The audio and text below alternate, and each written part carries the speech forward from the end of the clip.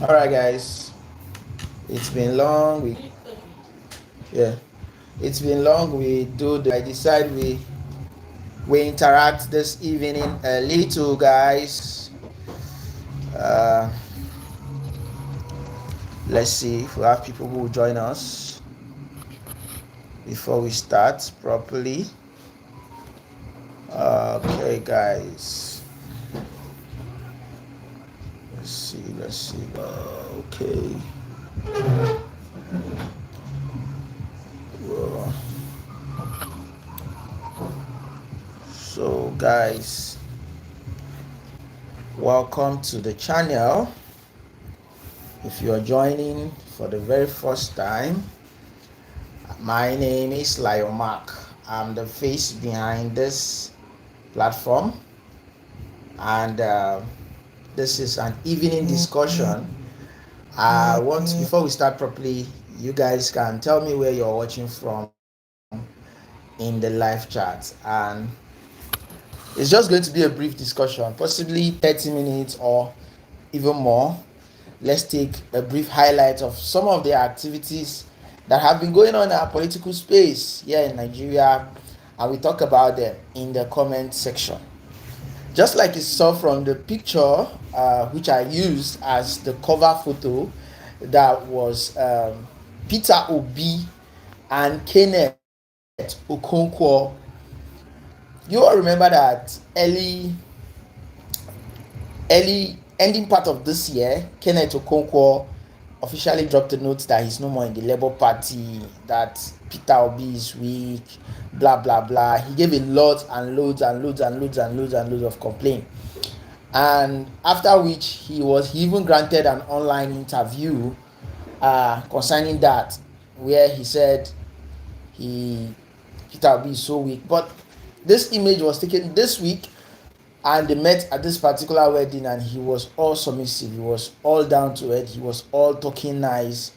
I could not bring the video because the clip is short and it was very noisy, and I know some of you here don't like such clips. So their relationship was as if nothing is happening, and it brings me to this question: is it that Kenneth is only active in the media, and then when he see this particular person in physical, he becomes so calm, cold, and submissive?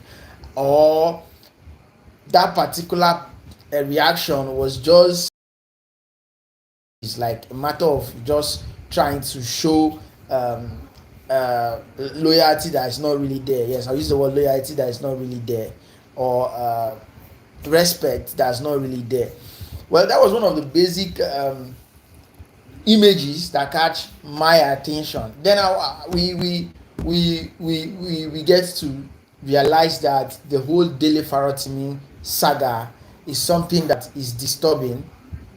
It's very, very disturbing to every well-meaning Nigerian who have Nigerians at heart. We must tell ourselves the truth. It's a disturbing situation to see that a man of good conscience, a man of goodwill, despite the fact that good people are really trying so hard to intervene on the issue and see how we can get him out of that. Because honestly, it would be a big mess to act ourselves as a nation if Dele Farotimi should spend the Christmas behind bars, while people the likes of Yaya Bello will enjoy the Christmas after stealing almost 100 billion and gets to pay a bail fine of just 500 million and enjoy Christmas at home for stealing. That means the corruption is growing taller and taller every single day in this country. And if we continue like this, well, I don't know what to say, but we should just know that our doom is growing every single day. So for me, I think we just have to keep putting effort. You guys all know that earlier this week, it was in fact even it became something that a lot of people were just talking, trying to render insult on a man like Peter Obi, that it was his intervention at the case of Dele Farotimi that actually brought up the issue uh, of them not allowing him to, not granting him bail again, because he was already granted bail of 50 million, and somebody with a landed property as a surety there in Ekiti State, in the Ekiti High Court. But later it was revoked, or he was denied bail on the second hearing, and as you all know, the case was adjourned now till on the 20th of this month, which is 20th of December. That is when the court will be sitting again on that particular case. So, but I don't think it was actually Peter Obi interaction with Afe Balola or going to see Dele Farotimi in the prison that actually caused that. I don't really think the problem. I feel like this cabal are actually trying to pile up a lot of facts that they will use to, like pinpoint this man down.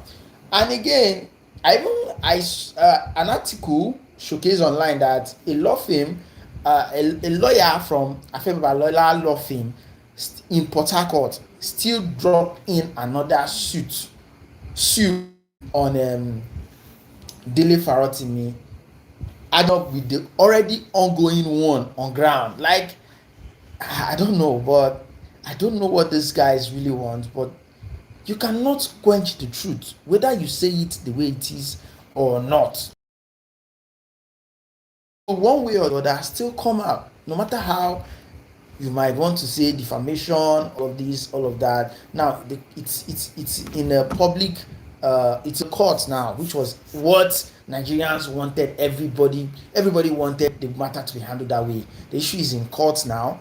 But the way this man was extracted like a criminal, even the main criminal that we ourselves, we saw that everything was done the Nigerian way.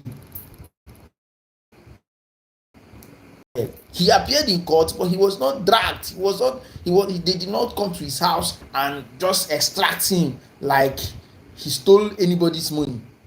Submitted his, in fact, he went. I don't want to call him, but I already mentioned the name here earlier. When he went there with his own security, his own personal security. Then an activist like Dele Farotimi, who is actually saying a reality that is happening in our country, you drag him that way. It's very bad. I must confess. It's honestly bad. We should tell ourselves the truth, and we must continue to talk about this issue and ensure that this man gets out of that place before Christmas. It will be very bad to see that he spent the Christmas there. Now, another article from Aisha Yusufu was stating that Dele Farotimi actually said that nobody should speak for him, nobody should fight for him. Okay, that actually came from Aisha Yusufu, and she posted and said that is what he said. But trust me, people of goodwill, people who know that what he is doing is the right thing, they will always want to lend their voices, just the way I'm doing now, just the way I'm using my platform to say this thing is not nice. If you oppress everybody, how will you not get the revenue to steal the billions of naira if everybody is oppressed or everybody is locked up? I don't know. So whether he said they should speak for him or they should not speak for him, it is only necessary that we all have to lend our voice, because if we keep quiet, if it can happen to a legal practitioner like Dele Farotimi, how about the common man on the street who cannot even afford a bail? How about a common man who cannot even afford a bill if we all keep quiet? So for me, I feel like him saying that nobody should say anything about that is actually is not even going to happen, because a lot of people will always want to, lend their voice, share their thoughts. Let me read this article. It's actually coming from Dr. Paul, one of Peter Obi aide. He said the reason some people prioritize tribal, ethnic or religious affiliation above their national identity as Nigerians is that Nigeria is still in its evolutionary stage.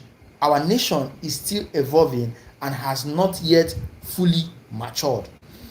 He went on to say this is why individuals like Dele Farotimi face persecution, not because they represent any ethnic, political or religious enclave, But because they speak for Nigeria as a unified nation, those who identify primarily as Nigerians often find themselves in conflict with those who first allegiance is to their class, religion, or tribe. This is not entirely the fault of either group. It is natural consequence of a nation still sorry guys, still striving to define and embrace a cohesive identity. Sorry guys. He went on to say global nations in their formative years often see citizens clinging to familiar identities, be it ethnicity, religion, social, or culture, until their national institution and ideals become strong and universally upheld. A nation reaches full potential, full maturity when systematic issues such as electoral integrity, justice, and equity are no longer undermined by ethnic, religion, or social divides. Until Nigeria collectively adopts and upholds the ideal that prioritize the nation above individuals or group identities, the economy will continue to face challenges rooted in this division. True patriots must persevere in the struggle for unity, justice, and nationhood, understanding that this is the price of building a strong and enduring nation. This is actually coming from Dr. Mo. And yeah, okay, no, this article was posted by Dr. Mo, but it's coming from Kemi Badnock. You guys, I guess most of you might have listened to the lady who actually slashed Nigeria on national TV. And from what I heard, she's actually going to be one of, let's say in the future, maybe the next coming UK Prime Minister or so, which I really doubt that will happen, but that's not why we are here. Now, that is why I always try as much as possible to make people understand here. Sometimes I make videos and some of you will say, why are you always talking about Igbo? Well, I am not religiously biased. That is not me. I'm not religiously biased. And if you take a close look, you see that there are almost every kind of content here. That is to show you that whatever happens to Mr. A also happens to Mr. B. Okay? So we should all collectively bring our minds together to make this nation work. Dorothy Jaffe, hello, good evening. Thank you for joining us. So let's continue. Now, I want to shift this discussion this evening because I'm trying as much as possible to touch on all aspects of the political brouhaha that happened most especially this week. Wike, on the other hand, Nyesom Wike, the Rivers State FCT minister, is actually causing a lot. You know, power is something that, for me, I feel like it's something that we should all at some point take it easy, because if you overuse those opportunity, it will come back fighting you.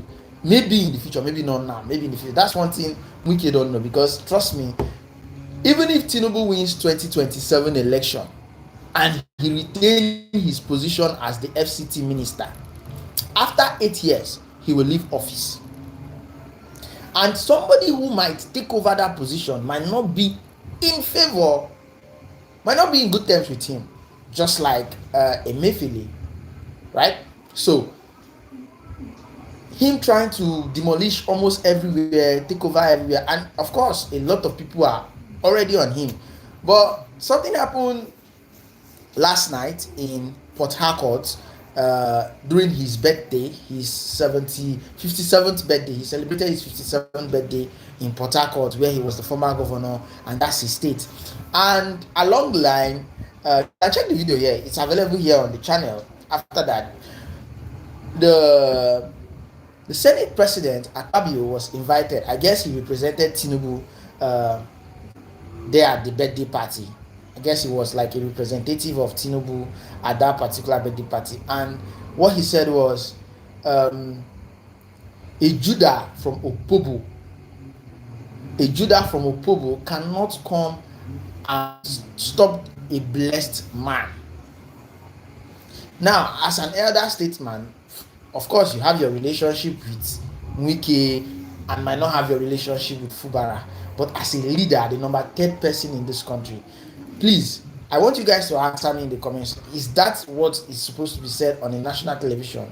Knowing fully well that you have all of the power. Yes, you can do whatever you want. You can say whatever you want to say. It's a free world. But as a leader who is supposed to settle two people who are having conflict, are you supposed to support one against the other because you guys have a long relationship, so you are standing with him against the other, or you're just going to solve the issue when you ask an elder statesman? They call themselves, when I actually watched a video where he said the Hollow Chambers is a place filled with men of wisdom, and I doubt if this is how the wisdom is being displayed with this kind of words as the number third man representing us as a nation for two people who are having issues. Well, I would love you guys to still comment on that as well, because for me, I see that as even adding more fuel into the already established problem. Because if someone like the current Rivers State governor wants to take up on those kind of words, he might even cause more harm that will distract him in the state. I don't know if you guys understand what I'm saying. So everybody knows that this country, a lot is going wrong politically. A lot is going wrong, a lot, and it's obvious that we are not really taking most of these things serious. We just overlook them, and continuously more of it is getting worse and worse. Now, another political issue that caught my attention this week that just passed was the video circulating around about another former governor of Rivers State, Rotimi Amechi, where he said, has any Nigerian politician denied that he does not steal money? Has any Nigerian politician denied that he did not go to school? That Nigerians know all of these things, but they still vote them in. And a lot of people were badging him in the comment section that you did not say these things when you were in power. Now that you are not in power again, you are now saying this. Now, trying to push. For me, I feel like he already knows that his political career is over. He has got to the peak of it, which is like becoming a minister in this country. And which is there any other position bigger than that? He can never be the president of this country. I don't see that happening any moment from now. It will happen. It can happen. Politics is a very unpredictable game. It's something that can actually happen. But you did not encourage Nigerians to take up on politicians like yourself when you were in power, but you're actually encouraging Nigerians to take up on politicians when you have left office. Does it really make sense? You did not encourage them to take up on Nigerians, to take up on politicians when you were in power, but they can now talk and fight others because they know that politicians know that they are not qualified to handle such position, but yet they are handling those positions. A lot of people are actually concerned about this Dele Farotimi issue and a whole lot. And again, Peter Obi today was spotted in Lagos with Jide Sanwo-Olu. The picture too was still making rounds all around the internet. In fact, I'm just going to go to an article somewhere, and the comment section alone is crazy. Now, for a man like Peter Obi, I feel that's one of the reasons why a lot of people love him. Okay, and that's one of the reasons why for people like he barely listens to people like Kenneth Okonkwo when they start ranting, because it's not about talking to the media. You have to create a relationship whether with your political friends or your political enemies. you know clearly that they are your enemies, but you will still engage them. And of course, we all know that politics, there's no permanent friend or permanent enemy in politics. There's no permanent friend or food, no permanent friend or permanent enemy in politics. So why have beef? So the picture has been circulating. A lot of people have been saying, why would he mingle himself with people who are actually destroying this country? My dear, for me, I feel like if you really want to get something from the devil, you must draw close to the devil.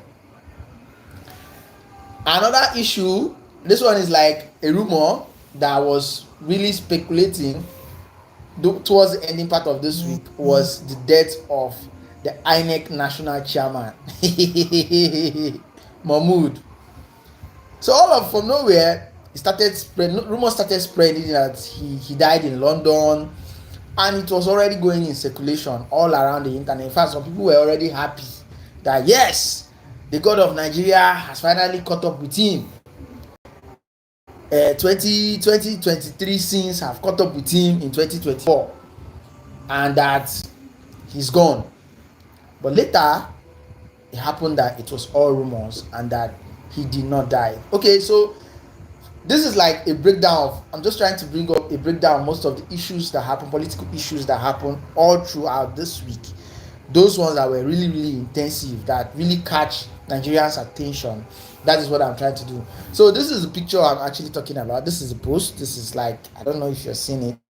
This is Peter Obi, Jide Sanwo-Olu in an event in Lagos, and everybody was surprised. Like, we all know these people, when it comes to political relationship, they will not pass the right way because of their political dissent. Someone said, irrespective of the party you support, you just acknowledge that he has a different aura that attracts others, and that's true. Okay, so you might be quarreling with Peter Obi behind, and maybe you finally meet him in one-on-one, and you find it very comfortable to relate with him or try to share a good moment with him, and that's why most of them are doing. And yes, it's actually not bad. But the issue about Nyesom Wike, the River State governor, and then this lady came out and was crying very, very, very, very bad about demolition of her house.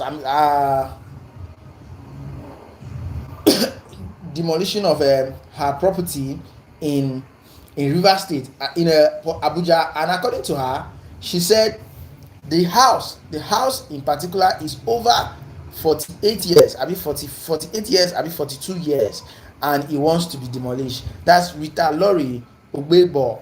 And I don't know why people who have actually strived for this country, it gets to a particular point where people feel like they are no more relevant, and they want to. Let me play this. I was sad. Take away 42 years from his age. He's only 14 years old. He was in secondary school. Is that not belittling of me at the age of 84? Wow. To go and meet the president. Mr. President, we guys deliberate someone in my country is demolishing in my house. No. I'd rather and I will tell my story like I'm telling him now to Nigerians. And then there we know whether they are going to contribute, and at the end when they are no more, whether their children will inherit their property or the government will take it up. Thank you. It's very, very unfair. Whatever that is going on I know that every new government will always want to outdo themselves and try to prove a point. But this is unfair. Proof for that, ma. Yes, please. Where's your proof? I have the proof. I am a journalist. Where's your and proof? I tell you, If you find me one thing, put me into prison. No, I want you. Put me into prison. No, I just want your proof that Wike now channeled into his own company. I just want your proof. Where's your proof? At true Nigerian who has labored for this country and given my contribution, I swear with my blood. Okay, you swear with I your swear blood. with my blood. Chinda. Yes. But we want a real And this is proof. what is making me angry. Swearing with your blood will not cut it in Pardon? court. Swearing with your blood is not a tenable proof in Okay. court. We want a tenable proof that Wike owns that country that you are attacking to. CAC. I went to CAC, Yes. and I have the record with me. And Wike's I have name it is now, there. and I can give you now. Okay, can you put it? Please just put it up. And What Wike's is name there is is Chinda. because Chinda. Chinda is there, it doesn't mean Wike's Chinda. name is there. It doesn't mean Wike's name is there. If you see Chinda, Can did you see Wike's name as part of the directors in the company? If you saw Chinda there, it doesn't mean his name is there. So you can't say it's Wike. I just want to clarify because we're on the air. Chinda. But yes, we're on the air. Chinda is a man, a three-time rep member. Rep member, I get Three you. times. I get you, ma. But How as can long you as- as look long at as- the? You can as say. long as- hang on, ma. I get you. They might have political affiliation, but as long as Wike's name is not there, you cannot say it's a company that he owns. It's not a part of the director on the CAC document. It is Chinda that you saw. There's a Chinda you will hold. We're just saying this because of clarity. All right, on air. Okay, ma'am, let me ask my question. So I Sorry, appreciate guys. what you said, and we can Yes, see please, let me the walk. pain just visibly on your face and in your voice, and we can hear it in your voice. But I want to ask you a question. Is it just your land, the camp, your camp, that is has been issued for demolition? Or, like the report says, that the FCDA had actually issued a demolition notice to you based on the fact that the buildings in that camp were dilapidated and also you can't inhabit them. Is this true, or do you think you were just Ayo. targeted? Yes, ma'am. Ayo, look, go to that camp. There are Italians. All of them are white. Most of them are white. How can you think white people will stay in a dilapidated area? This is puzzling.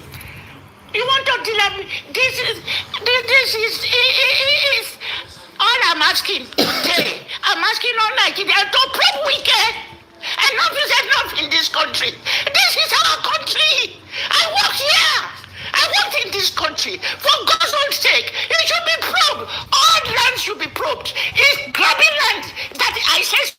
Because I'm a Nigerian. He is a Nigerian. Why should he grab lands from people who labored for it? Where was he when Abuja was a forest? Why? What? And I challenge Mr. President, whose name is being used and polluted, that he must probe Wike. Enough is enough. Has this matter? We worked here. This is our capital.